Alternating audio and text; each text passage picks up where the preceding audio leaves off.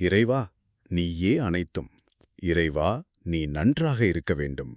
மாண்புமிகு இடைக்காடர் சித்தர் அருளிய சரவணபவ தீப வழிபாடு பத்தி நாம இப்போ சுருக்கமா தெரிஞ்சுக்கலாம். இது சித்தனருள் 1949 வருதுங்க.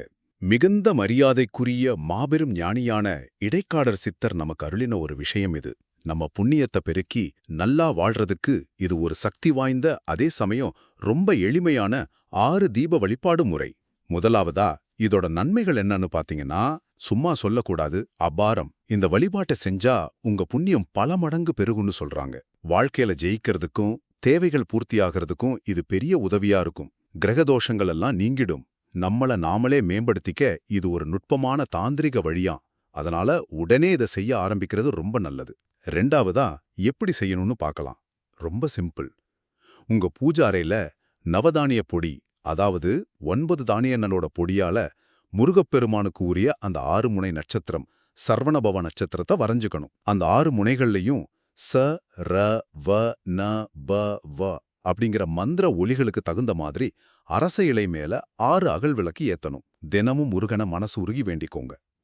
பயன்படுத்தின அந்த நவதானிய பொடிய தினமும் எறும்பு, பறவை மாதிரி ஜீவராசிகளுக்கு கொடுங்க.